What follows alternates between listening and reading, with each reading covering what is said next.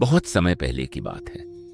एक बार देवराज इंद्र को महर्षि दुर्वासा ने दिव्य पुष्पमाला भेंट की, लेकिन इंद्र ने उस माला का उचित सम्मान नहीं किया और उसे अपने हाथी ऐरावत के सिर पर रख दिया। ऐरावत ने माला को जमीन पर गिराकर पैरों तले कुचल दिया। यह देखकर महर्षि दुर्वासा क्रोधित हो गए और उन्होंने इंद्र सहित सभी देवताओं को श्राप दिया कि उनका तेज, बल और वैभव समाप्त हो जाएगा।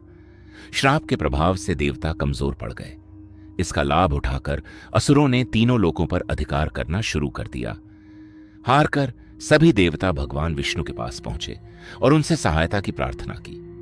भगवान विष्णु ने कहा, यदि अमृत प्राप्त हो जाए तो देवताओं को फिर से शक्ति मिल जाएगी, लेकिन अमृत केवल क्षीर सागर का मंथन करने से ही मिलेगा। इसलिए असुरों से संधि करो और उनके साथ मिलकर समुद्र मंथन करो।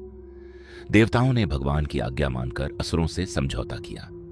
मंथन के लिए मंदार पर्वत को मथनी बनाया गया और नागराज वासुकी को रस्सी बनाया गया। जब पर्वत समुद्र में डूबने लगा तब भगवान विष्णु ने कूर्म या कछुए का अवतार धारण किया और अपनी विशाल पीठ पर मंदार पर्वत को संभाल लिया। मंथन शुरू हुआ। देवता वासुकी की पूंछ की ओर और असुर उसके मुख की ओर खड़े हुए। मंथन के दौरान सबसे पहले भयंकर विष हलाहल निकला। उसका प्रभाव इतना भयानक था कि पूरे ब्रह्मांड पर संकट छा गया। तब सभी देवता भगवान शिव के पास पहुंचे। संसार की रक्षा के लिए भगवान शिव ने हलाहल विष अपने कंठ में धारण कर लिया। माता पार्वती ने विष को उनके गले से नीचे नहीं उतरने दिया।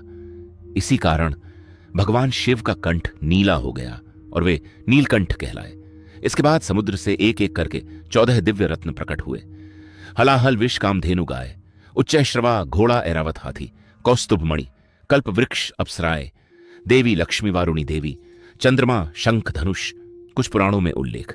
धन्वंतरी भगवान अमृत कलश लेकर प्रकट हुए। अमृत कलश जब भगवान धन्वंतरी अमृत कलश लेकर प्रकट हुए तब असुरों ने अमृत छीन लिया। दोनों पक्षों में संघर्ष होने लगा।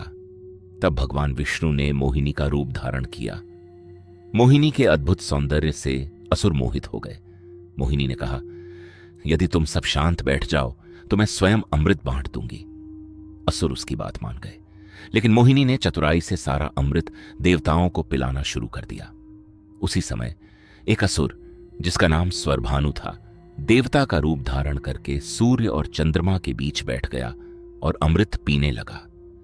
सूर्य और चंद्रमा ने उसे पहचान लिया और भगवान विष्णु को बता दिया। भगवान विष्णु ने तुरंत अपने सुदर्शन चक्र से उसका सिर धड़ से अलग कर दिया, लेकिन अमृत उसके गले तक पहुंच चुका था, इसलिए वह मरा नहीं। उसका सिर राहु और धड़ केतु कहलाया। मान्यता है कि आज भी राहु और केतु सूर्य तथा चंद्रमा से शत्रुता रखते हैं, जिसके कारण ग्रहण लगता है। अमृत पीकर देवताओं को अपनी शक्ति वापस मिल गई। इसके बाद देवताओं और असुरों के बीच युद्ध हुआ, जिसमें देवताओं की विजय हुई और तीनों लोकों में फिर से धर्म की स्थापना हुई। समुद्र मंथन से मिलने वाली सीख, अहंकार हमेशा पतन का कारण बनता है। संकट के समय धैर्य और सहयोग सबसे बड़ी शक्ति है। अच्छे कार्यों के मार्ग में पहले कठिनाइयां आती हैं, फिर सफलता मिलती है। भगवान शिव हमें सिखाते हैं कि दूसरों की रक्षा के लिए त्याग करना सबसे बड़ा धर्म है। भगवान विष्णु बताते हैं कि बुद्धि और नीति से भी धर्म की रक्षा की जा सकती है। समुद्र मंथन केवल एक पौराणिक घटना नहीं, बल्कि जीवन का प्रतीक है। हमारे मन का मंथन भी पहले विष निकालता है, क्रोध, लोभ और अहंकार, और जब इन्हें त्याग दिया जाता है तभी ज्ञान, शांति और अमृत समान सुख की प्राप्ति होती है।